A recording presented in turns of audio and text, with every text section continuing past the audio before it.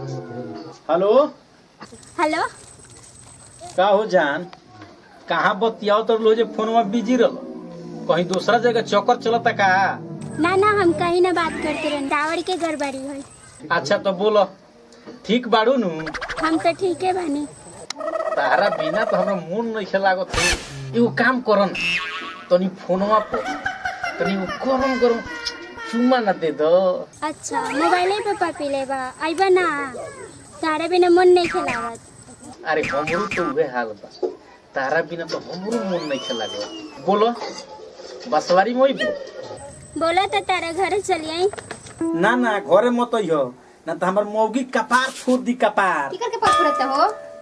ना ना उ कहनु कि उ हमरा एगो हमरा यार के मेहरारू बियनु उ कोबो सकाइले रहेली।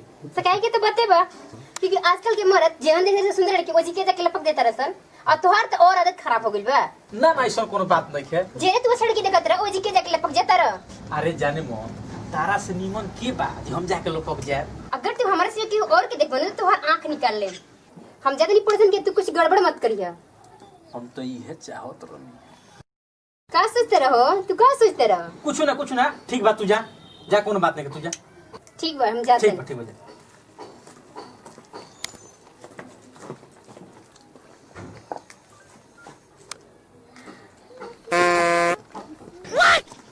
हाँ रस बती होते रहो।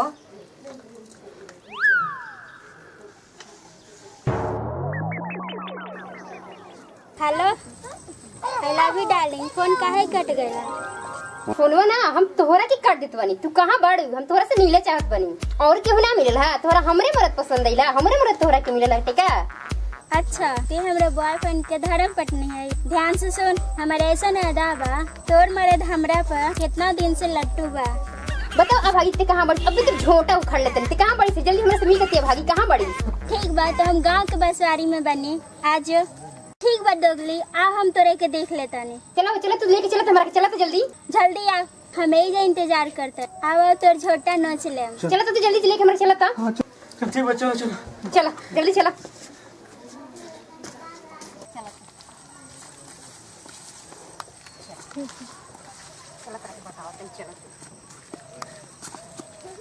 चलवा की ना तू ये तोर दीवानी हुई हो इनके पत्ते फिदा बड़ा क्या हो जाने मन ये तार मेहरारू भाई। क्या रे ते भी बट बतियत रही है। तू झोंटा उखाड़ ले। अच्छा तो हम तोरे के छोड़ दे। ते का कर दे रे? ते का कर दे रे? तू झोंटा उखाड़ ले। आज तोरे के हमू ना छोड़े तो हम तेरा के छोड़ दम का रे? का कर दे रे? ते का कर दे? ते क्या कर दे रे? हमें तोरे के ना छोड़े ते क्या कर दे रे?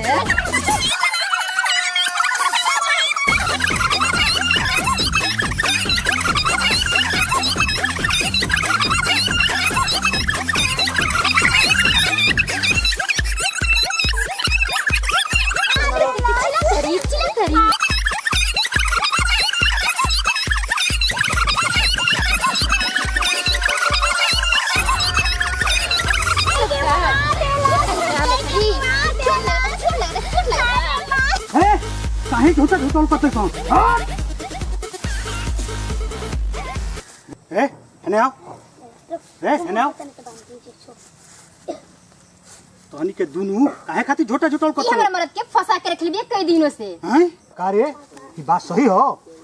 हम ना एकर मर्द हमरा से फसल बा। अच्छा तो बतिया दुनु एके न भइल चाहे ते फसली चाहे ऊ फसल हैं? एकरा मर्द के का कहता रे? तू तो हमरा पीछे लटुए भइल बड़ा। का हो इ तो तोहरे की बदनाम करती है। ना ई बात सही कहतिया। हम तो एकरा पर बहुत दिन से मरत आनी। ठीक बात तोनी के दोनों मुंह से ना हम चलतनी। का हो तू हमरा पर लट्टू बाड़ा न? अरे इहो कोनो कहे के बात बा। हम तो तार इंतजार करत अभी तकले बाणे बानी। अच्छा इयो बात बा। हाँ तार इंतजार करत हमरा बाल के हई पूरा मुड़ी के बाल खत्म हो गई। बोलो जान हमार कोई चांस मिली? चांस तो बोलही बा लेकिन एगो शर्त बा। शर्त बा? हाँ कौन हो? तारा खातिर तो हमार जान हाजिर बा। तू कहो तो फांसी लगा के हम मर जाई। तू कहो तो इनार में कूद जाई। हैं हमरा ई कुली ना चाहिए। हैं ना चाहिए ना तब का चाहिए हो? अच्छा अच्छा ठीक बा, शादी हो जाई हमनी के त अमेरिका घुमावे ले चल बनो। अरे 5 बीघा जोन बा तो बेच के आ चलो ओकरा बाद अमेरिका घूमे चलल जाई, हनीमून मनावल जाई।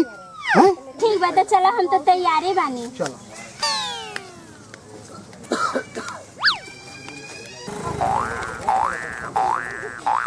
का हो जाने मन बुढ़ऊ के साथ का करतलू। चलो चलो फिल्म देखे चले के बा।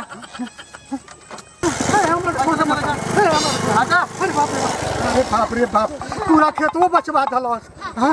अरे बाप रे बाप, अब ऐसा लड़की पर कबो भरोसा ना करम, क्रिया खाता नहीं। ए दादा, अरे बाप रे बाप, अरे बाप रे।